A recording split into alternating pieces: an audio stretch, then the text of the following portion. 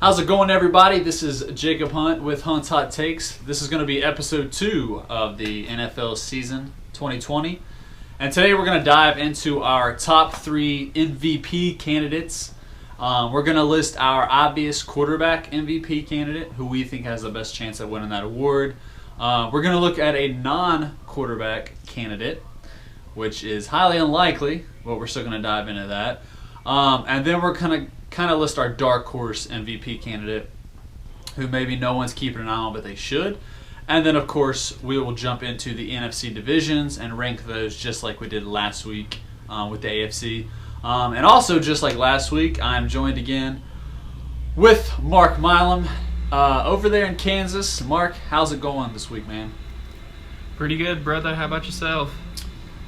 Working and watching some sports, watching the NBA. Real quick on the NBA, though. Yeah. How about the Nuggets coming back from 3-1, man? What do you think about that? Eesh. That's pretty Yeah, that was pretty surprising. I thought that. Yeah, Jamal Murray is balling out. Yeah, he's a baller, dude. Watch out for him next year.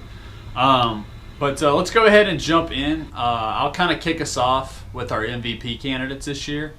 I feel like everybody thinks, obviously, Patrick Mahomes, Lamar Jackson, and those are great answers, but I'm trying to think outside of the box a little bit. Still, I think could be obvious, and I can't believe I'm picking this guy coming from me. You see all my background stuff here. I'm going to go Tom Brady. Think about it this way. Let me break it down. You know how much the media loves him. He gets all the media hype, all the media love. You know he's going to get the votes. Let's say he goes to Tampa Bay, puts up great numbers, which should be easy. He's got the best wide receiver duo in the league. He's got his boy Gronk back. So let's say he goes there, puts up really good numbers, and they make the playoffs. Not necessarily win the division, but make the playoffs. Okay, so they didn't make the playoffs last year, so he's got that going for him. He's got his good numbers. He's got the media love. He'll be like 42, 43. So I could really see a scenario where Tom Brady wins the MVP. Do I see him putting up numbers like he did prime in New England? Honestly, it's possible with the weapons that he has at his disposal. I could see him putting up crazy numbers in Tampa Bay. Bruce Arians loves to throw the ball down the field, spread them out. So Brady is going to be my number 1 quarterback MVP candidate this season, because I think all they have to do is make the playoffs and then him put up video game type numbers, which is possible in Tampa Bay. Mark, let me go to you now. Who do you have as your most likely number 1 quarterback MVP candidate this season? Let me think. Seahawks, dude. Let's just go with Russell Wilson. I think this is his year. He's been disrespected the past 3 years as far as MVP voting goes. He's never even got a vote before. That was like one of the big storylines of the offseason. We're starting to get a solid wide receiving corps. Tyler Lockett, DK Metcalf. I think Russell Wilson can do a lot with that, especially if he has some decent running backs too that could help him out a little bit. Maybe not have to carry the team as much this year. I think we could see some MVP caliber numbers, and I see us winning the division this year. Spoiler alert! But especially if we could get 11 wins this year, I could easily see Russell Wilson get MVP this year. Not a bad choice. I agree with you there on the disrespect and underrated. I mean, the unfortunate thing, though, is like when Mahomes has a ridiculous year like he did, and then Lamar has his ridiculous year, it's like if these other players wasn't having these crazy years, I feel like Russell may have got a shot at an MVP, but it's like, are we ever going to have a year where someone don't pop off and have mad numbers, and they're playing on rookie mode? Like, it just seems like every year it's Mahomes and it's Lamar. But I like Russell. I think he's easily a top 4-ish quarterback in the league. And so, yeah, I think he's got MVP candidate on him for sure, depending on how Seattle does. So let's jump into our non-positional MVP candidate. Here's some stats and facts for you. This is extremely challenging. Since the year 2000, so 20 years, okay, 3 non-positional quarterbacks have won MVP. 3 guys in 20 years. Can It is one of them, Marshall Faulk in 2000, running back. 2007, LaDainian Tomlinson. And 2012, Adrian Peterson. Now, you got to go all the way back to 19... Huh? Who?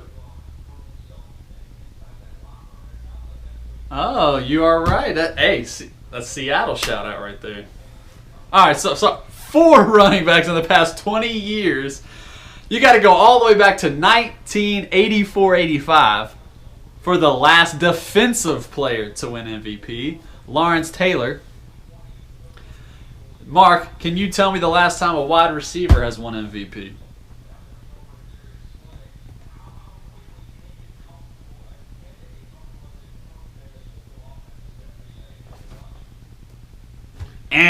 Never. A wide receiver has never won. So, my picks are a little slim, but hey, that's the category.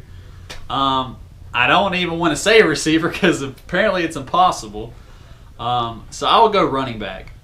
And, the obvious answer would be Christian McCaffrey, but you got to think about it. In order for that to happen, you're probably going to have some team wins. And I don't really see Carolina doing that this year. Again, I love me some Saquon Barkley.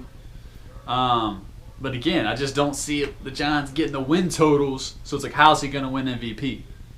But I don't care. I'm going Saquon Barkley. He's my best back in the league. He's so well-rounded. I think the Giants will be well improved this year. So Saquon Barkley is my non-quarterback MVP candidate this year. Who is yours? I'm also going with the running back. I'm going to say Zeke, and it's unfortunate, but I'm going to say that I think the Dallas Cowboys have a pretty solid year this year, and I think Zeke's going to carry that offense. He had a little down year last year, but I think he's going to bounce back. He's going to be the workhorse like he's always has been. And yeah, if the Cowboys can get 11, 12 wins, which, is very likely. They've improved their team quite a bit and got a new coach. I could see Zeke being in the MVP conversation. So I'm going to have to go with Zeke on this one. Okay. Yeah, that's not a bad choice. Like I said, McCaffrey, Saquon, and Zeke. Everyone. Yeah. That's everybody's top 3 pretty much. And then real quick to close out our MVP conversation, we're going to list kind of an unlikely long shot to an MVP. What's with all my Patriots references today, man? I'm getting a little loony in this pandemic here. But I'm going to go Cam Newton with New England. He's already won MVP. We all know Belichick is the GOAT. He can make anything happen with any resource he has. And Cam's got a lot. He's got a target on his back. He's got a chip on his shoulder. He wants to prove Carolina wrong, the league wrong, why they let him go. So I can see him going off this year. If he can make the Patriots win the division without Tom Brady, I think that alone is going to get the voters looking over there. He's going to run the ball. He's going to get rushing touchdowns. But if he can be efficient, though, and not have a lot of turnovers and lead them to a divisional title, I can see Cam Newton winning MVP. Mark, who's yours? Actually, I'm going to switch it up a little bit. I just thought of someone who has a pretty good shot, I think. He is a dark horse, though. I'm going to go with Ben Roethlisberger. Last year, Mike Tomlin. That is a change-up. Yeah, I was going to say Josh Allen, but let's give Big Ben some love. He's a pretty good quarterback. He puts up some crazy numbers. If the Steelers can have a pretty good season, they had a pretty solid season last year with nobody on that team except for a defense. Everybody was injured. If Ben Roethlisberger could elevate that team a little bit, get up to double-digit wins, make the playoffs, I could see him being in contention. It's a long shot, but it'd be cool to see it. It'd be cool to see an old Big Ben win the MVP. Old timer. And I would. That's a guy who can put up 5,000 yards in a season. Oh, yeah, easy. Yeah. With 30 plus touchdowns. If he could have less than 10 picks. Yeah, which is tough for him. Steelers pop off. Absolutely. That's a good pick. You changed it up, man. I like it. Change it up. All right, guys. Let's take a deep dive into the NFC division. I know last week we kind of did some rapid fire AFC, but I want to dive a little bit deeper I felt like there's some points we weren't able to get across last week. So we're going to start with the NFC East. I'm interested to see kind of what Mark's thinking on this. But I'll start us off, and again, we'll go 4-1. No surprise here. Last place I have the Washington football team. Had to watch myself on that one. Last year they went 3-13. I don't think they'll be that pitiful again, but I don't see them getting any more than maybe 5 wins. I can see them getting 2 or 3, maybe 6, somewhere around that 4 to 6 range for the Redskins. Darius Geis is, dear Lord, help him. He's popping off, and he ain't even on the team no more. I do like Terry McLaurin though, second-year wide receiver. Dwayne Haskins is going to have to take a next step, but like, who's their running back? Jordan Reed's gone at tight end. Who's their tight end? Who, other than Terry McLaurin at wide receiver, who's their wide receiver? I just don't think they have enough weapons in Washington. Moving up to third place, it hurts me to say this, man, because I love this team. It's my dad's team, but they're just not quite there yet. I got the New York Football Giants. They also finished a poor 4-12 last year. A lot of reasons why, though.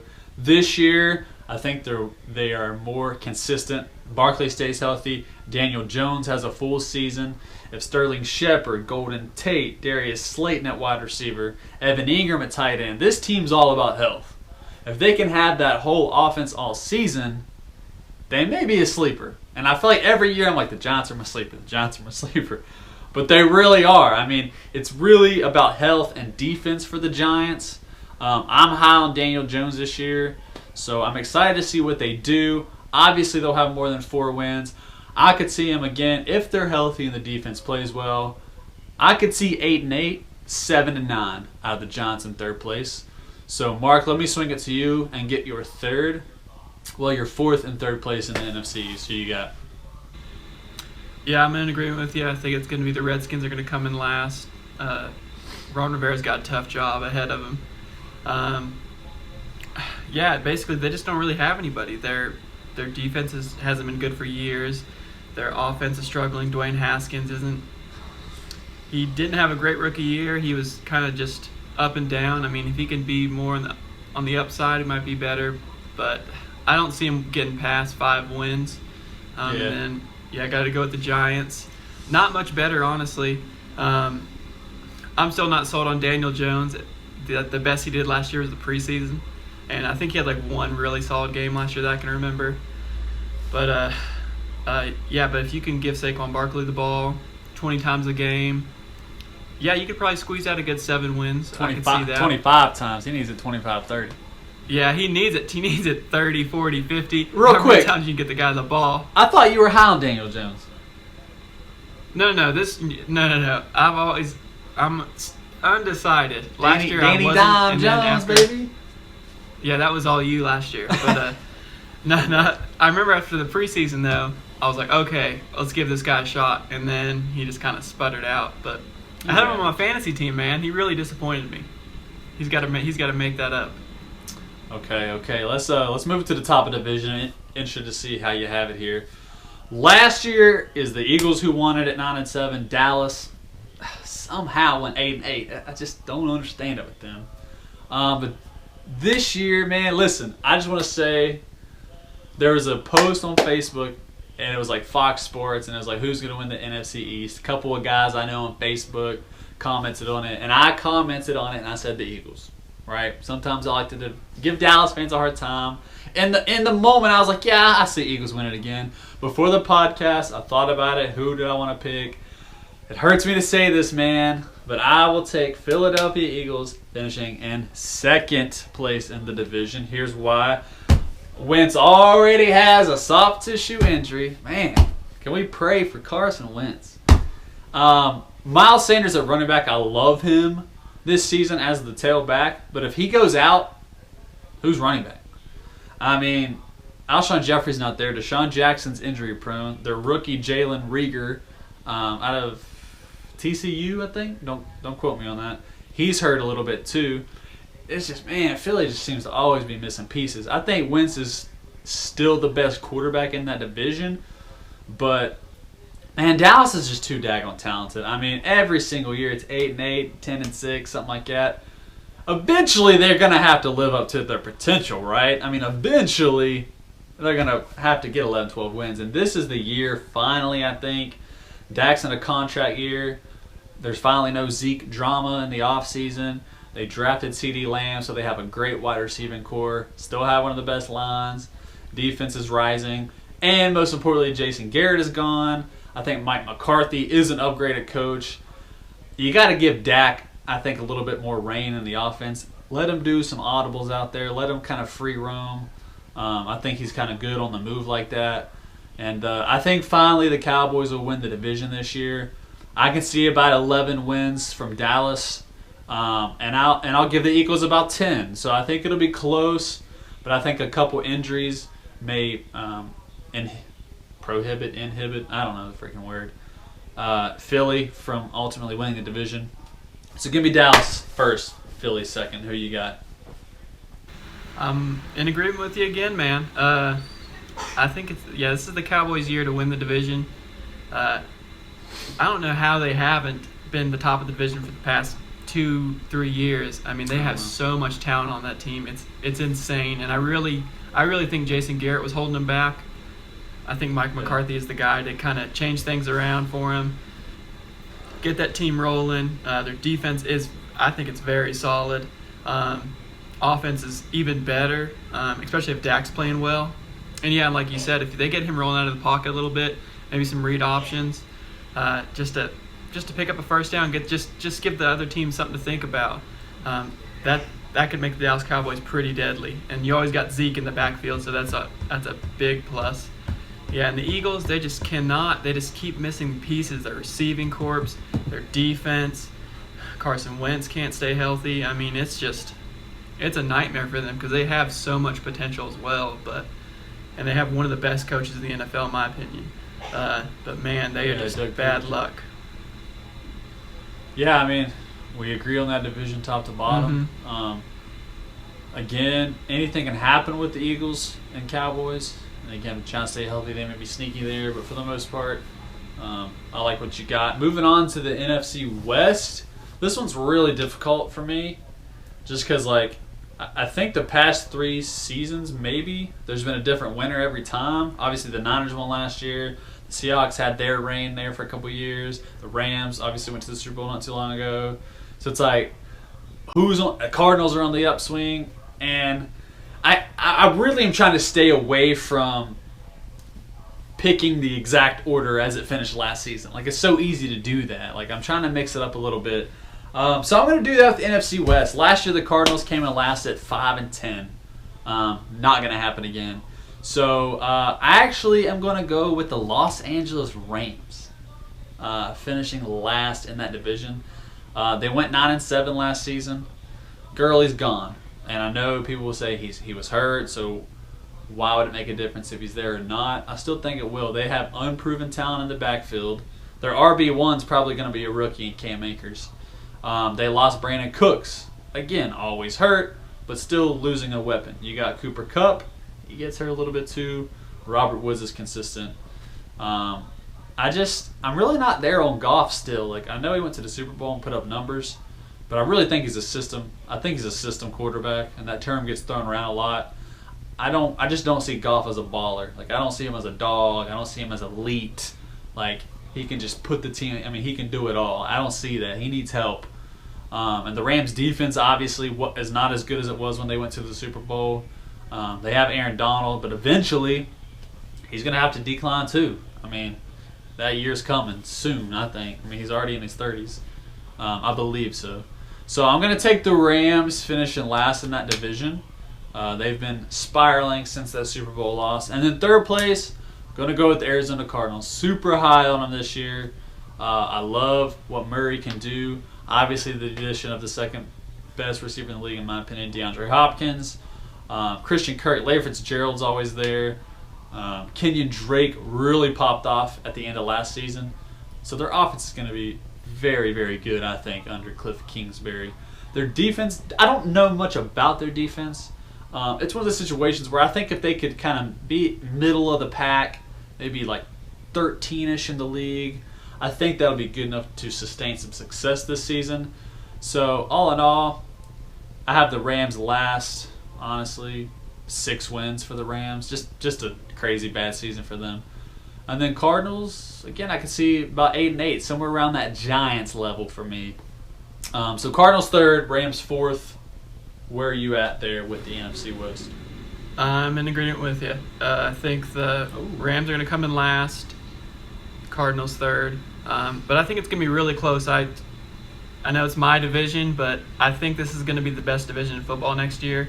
I mean, the Rams might not be as good as they have been the past couple of years, but they're still going to be pretty good. They're still pretty good. I mean, you have a pretty good defense still. I'm not sold on Jared Goff either. I think Sean McVay is just in his helmet, telling him what to do every play. So I don't think he's a very good decision maker without that. He's like, throw it to Cup, he's open. Yeah, exactly. The Cardinals, I think they're going to have a crazy offense. I know everyone thinks that too, but man, they have potential to be like a historic offense next year. Like it's really possible. insane when you think about that team. Like you got DeAndre Hopkins, Kyler Murray, Kenyon Drake. I mean, Larry Fitzgerald he's old, but still the guy could ball. Their defense isn't that bad either. I mean, they have Chandler Jones right, Patrick Peterson. True.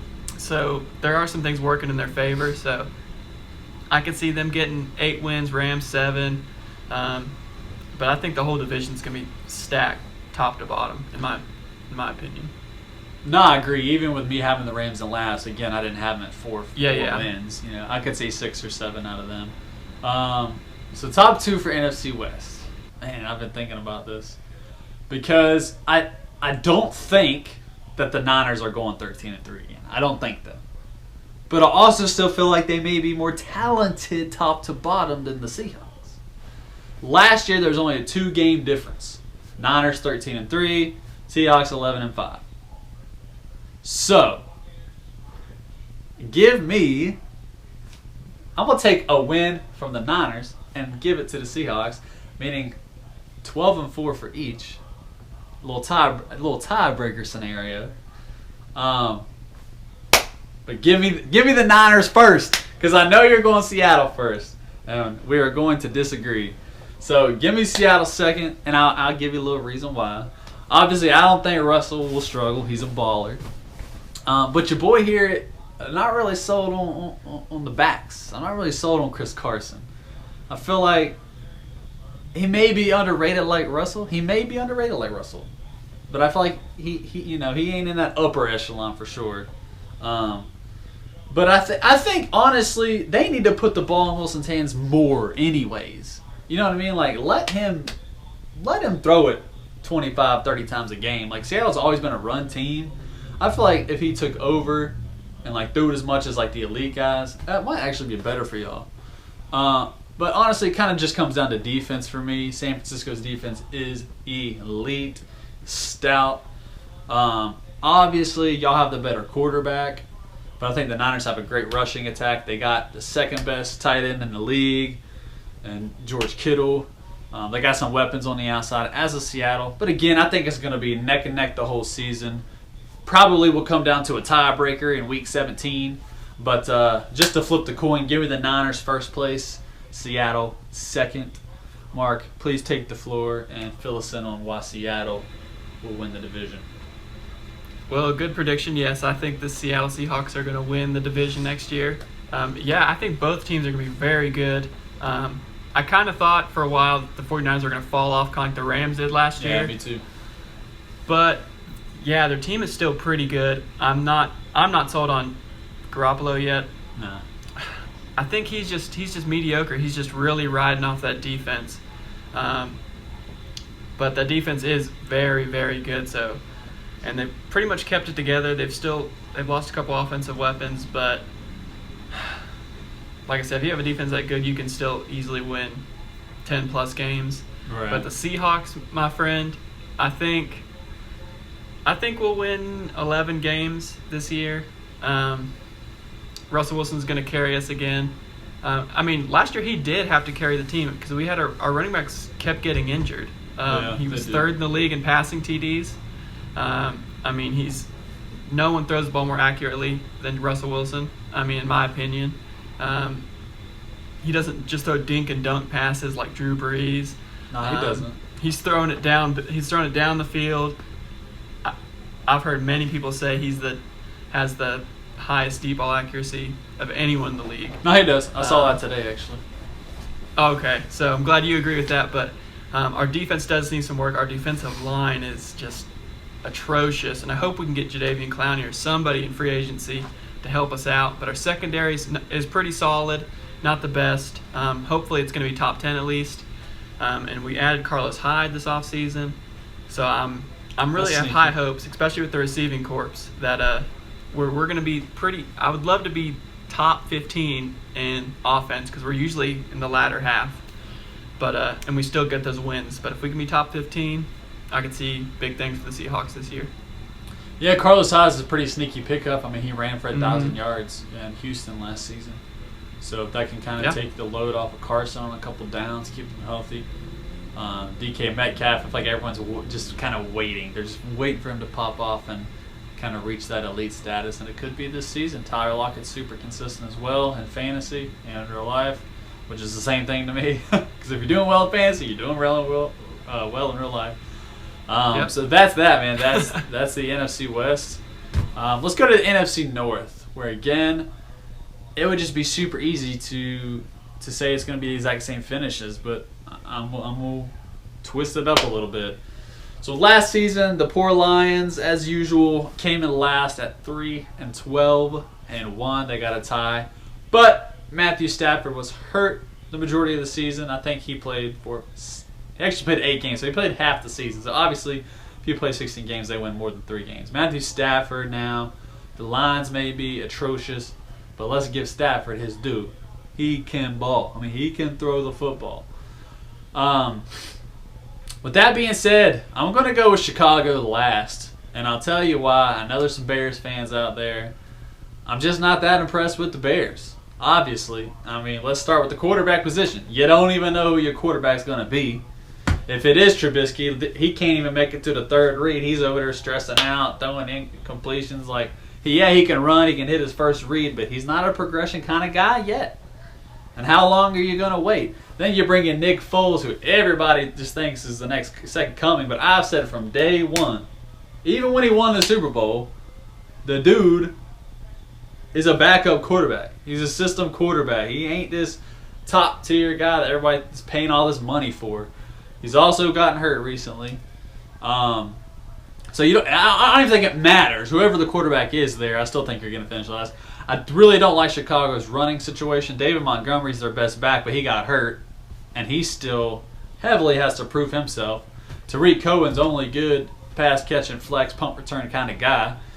I do like Allen Robinson. He's a stud at wide receiver, but that's all you got. Then the depth chart drops off into the depths of Chicago Lake or whatever, river. The defense is the best thing y'all got going. I mean, Khalil Mack, you got a top 5 defender in the league, but he can't do it all. And I mean, your defense has fallen off from 2 years ago. I just don't think Chicago has a lot going for them. I don't think they have a lot of depth, pretty much, is what I'm going at.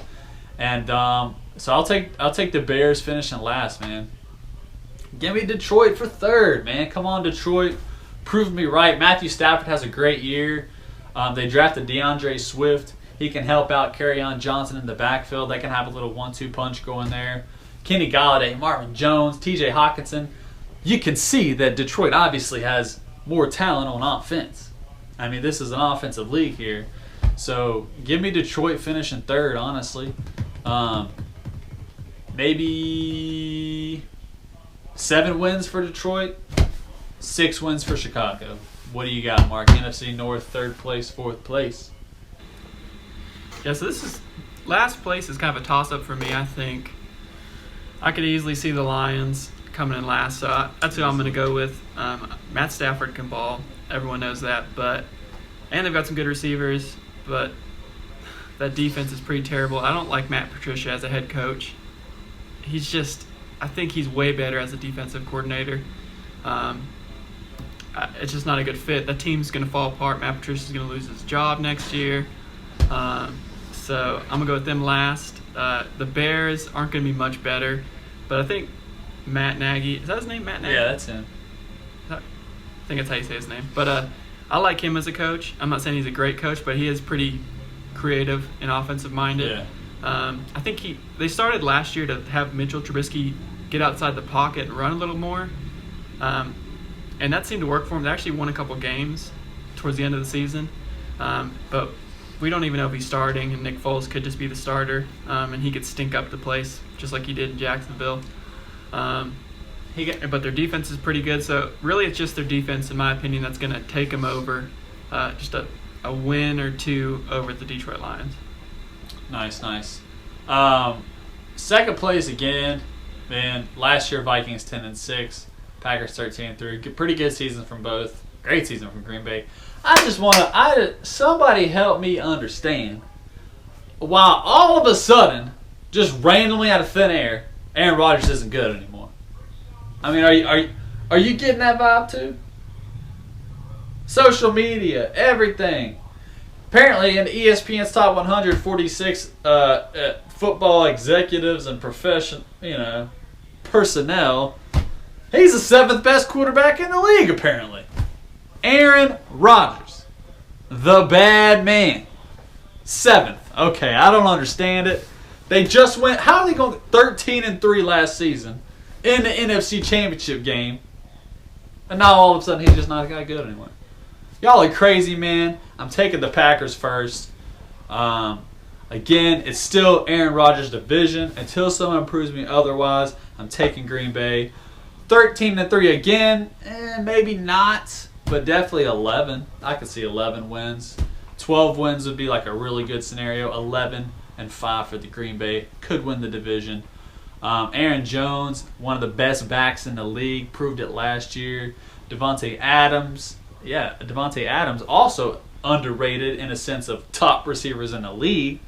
Yes, it gets really thin after him, but if he can stay healthy, they'll be fine. They got they have a young defense. I like that corner that they got out of Louisville, I think, last year. Alexander, he's a stud. And I think Rodgers, honestly, he hears all the chirping, man. He may come out and have an MVP season. I didn't pick him because I don't think it's a long shot. He's still a top 3 quarterback in the league. Please, you can't argue that. And I just think he's going to be kind of pissed, honestly. Vikings second for me. I could see another 10-6 finish, maybe a game or two behind Green Bay. Will Diggs' departure in Minnesota be a big deal for Cousins and Thielen? They still have Cook. Man, this division's got some good backs. Dalvin Cook, a top back in the league. Cousins is so up and down, though. When Cousins is good, he's pretty good, honestly. But when he's bad, man, he can be bad. So it's like, is Thielen going to be enough? He's going to be shadowed now by the number 1 guy because now he don't have Diggs. But the Vikings just got Ngakoue from the Jags, a pass rusher, top level pass rusher. So watch out for the Vikings defense being improved. But will their offense take a little hit without Diggs? We'll see. Packers first, about 11-ish wins. Vikings second, 10-ish wins. Mark, first and second, NFC North. Yeah, I'm in agreement with you. I think the Packers are gonna win. I don't know what people's deal is with Aaron Rodgers. The dude is still good. I mean, he's getting older. He might decline a little bit, but that's still easily top 5, easily. And the defense, defense is pretty good on that team. And I think that when they drafted Jordan Love, they lit a fire under Aaron Rodgers, and he's gonna be balling out like crazy next year. I could easily see 35+ touchdowns, close to 5,000 yards. Aaron Rodgers maybe 6 picks, if that. I mean, this guy, I think he's either going to be super good or he's just going to not care and then get traded to the Patriots, which I think might happen in the grand scheme of things, but oh no, which would be terrible for the NFL. But I think they'll be pretty good next year. I could see them repeating 13-3, honestly. And I hate to say it. I really hate to say it. But I got to go with the Vikings coming in second, and it's all because of Kirk Cousins. He's, like you said, he's so up and down. He's just inconsistent. When he's good, he's good. But, man, if he could do that 12 games out of the season, then they'd have a chance to be winning that division. But I don't see it happening. I think he's just second-tier quarterback, honestly. And The defense isn't terrible, but it's pretty good actually, and they got a good run game, so he can lean off that a bit. But I think the Packers just got a little more to it than they do. Yeah, I agree. Let's move on to the NFC South. What's going down there in the South? Old Tommy Tom. So, last year the Panthers finished 5-11. Kyle Allen was their quarterback this year. It is now Teddy Bridgewater. I think that is a huge upgrade. Christian McCaffrey, 1-2 best back in the league. The receivers are a little suspect. Some people are high on DJ Moore, not me personally. So we'll see what they can do there. Defense can play well sometimes in Carolina. They've been up and down the past couple seasons. I still haven't finished in last, but I think Teddy could get him at least another win or two. So probably around 6 or 7 wins for Carolina. And I'm going to go Falcons third place. I think 1 through 3, though, honestly, could make the playoffs. Because, again, you got to remember that it's 7 teams make the playoffs down each conference, not just 6. I think the Falcons had a down year at 7-9. I think they're going to be a lot better this year, truly. So me putting Atlanta in third is not saying that they're going to be bad. It's a good division. So give me Atlanta at 3. I think Matt Ryan bounces back. Julio Jones maintains his studliness. Calvin Ridley moves into that conversation of, hey, this is one of the best guys in the league here. If Gurley's healthy, man, they could be dangerous. Atlanta's defense, though, they have to get back to that Super Bowl-ish caliber for their defense. But give me the Falcons at third. Still playoff caliber, though. What about you for NFC South? Yeah, I'm going to go with the Panthers in last. They got a new coach this year, Matt Rule. It's true. That was pretty shocking to me, honestly. I can't believe he was very random considered a head coach that quick. Very random. Yeah, I mean, he did great at Baylor. I mean, within 3 seasons he had him. I mean, I think the first year he was there, they won 2 games, and then 2 years later they're like 10 win plus. I mean, that's pretty impressive. But that is college football. It's a lot different. They did spend all their draft picks on defensive players, which is pretty interesting, which is not what I would have expected from that guy. True. So maybe he has some plan, but it's just not going to be his year this year. I think everybody knows that. It's kind of a rebuilding year in a way. Traded their franchise player. Still got Christian McCaffrey, I guess, who is the new franchise player. Yeah, for sure. But, but the receiving corps isn't that good. Defense is obviously still growing. They need to figure out what they're going to do with all those rookies, see if they can get them the right placement and get them working good together. But then we got the Falcons coming in third. And, man, the top 3, you're right, could be really good next year. Because, I mean, the Falcons might have a bounce-back season. But I don't see him getting past 9 wins. I see him going 8-8 still. I don't know why. Wow. I think it's just – I know it's tough. They went 7-9 last season. Didn't they they beat the 49ers towards the end of the season too, didn't they? Yeah, it was a shootout. Yeah. So, I mean, I don't see them getting past 9 wins. I mean, they could be a little better than last year, but I mean, Matt Ryan's is obviously you could argue top 5 in the league. I guess you could argue that. Julio Jones, best receiver in the league. You could argue that as well. The addition to Todd Gurley is really going to help, but their defense is not what it used to be, and their head coach happens to be defensively minded too. So I think it's just not a good combination this year for him. Hopefully you meant Matt Ryan is arguably top 10. You don't think – I'm not saying he is top 5, but you don't think he could be argued as top 5? He could be number 5? I don't think you could argue it personally. I think you could with his stats, his numbers. It's possible. I mean – I'm not saying he is. I think he's probably 8, 9. Yeah, that's a good range. I think you could make an argument, and I would argue with you that he's not. But exactly. All right, so top 2 in the NFC South. Man, listen. Y'all crazy. Tom Brady ain't about to come up in this division like it's his own and win it. Stop. Pause. Skirt. Second place with the Buccaneers. I think they'll obviously be more improved. They went 7-9 last season. I think they're a double-digit win team. I think all three of these actually are double digits: Saints, Bucks, Falcons. The Buccaneers defense can be, again, middle-ish pack, like 10 to 13-ish, man. Oof, Buccaneers could be dangerous. Their biggest weakness, though, running back. Yes, it's a passing league, but you still got to be able to pound the rock. You still got to be able to get the little 3rd and 2s and the 3rd and 1s. And Ray Jones, something like that. Roy Jones Jr. He definitely, hasn't established himself yet. We'll give him a season. They also signed LaShawn McCoy. So some may say that, that's sneaky good. Some may say, that doesn't matter. He's not been the same lately. But we'll see. But I've got Tampa Bay finishing second. Brady has a good year, in my opinion. Again, I think he'll be an MVP candidate. But number one is still the Saints.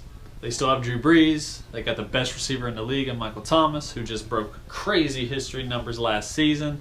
They added Emmanuel Sanders, one of the low-key offseason pickups, in my opinion, because now you can't just give all your attention to Thomas, because Sanders is a stud, in my opinion. Jared Cook's a solid tight end. Kamara in the backfield. Better pay that man, though. And again, the Saints' defense is usually pretty good, and Sean Payton's top coach in the league. So no reason to sell you on why the Saints are first. I think Buccaneers will make a sneaky second, and watch out for the Falcons to possibly make the playoffs, also at third place.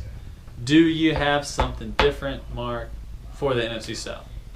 Yes, I do. I have the Tampa Bay Buccaneers winning that division. Yep, I'm on the hype train, and I think Tom Brady's going to have a crazy year. I don't think he'll be as good as that. Maybe not as good as that. I think it was 2008 year with the Patriots where he had Randy Moss. But yeah, not that good. But he's gonna be pretty good. He has crazy weapons on offense. If the defense can be just somewhat mediocre, or just somewhat, middle of the pack, that'd be great. That would really, I think that could easily put them leaders of that division. There's not much else to say other than that team's just stacked on offense, and Bruce Arians is a pretty good coach. So I got them winning, and I'm just sick of the Saints disappointing me every year. That's true. I've picked them the past 2 years to go to the Super Bowl. They disappoint me every time. So you know what? They're coming in second. They're still going to make the playoffs. Drew Brees is still going to have a pretty good year. Sean Payton, obviously, very good coach. Their defense is pretty solid.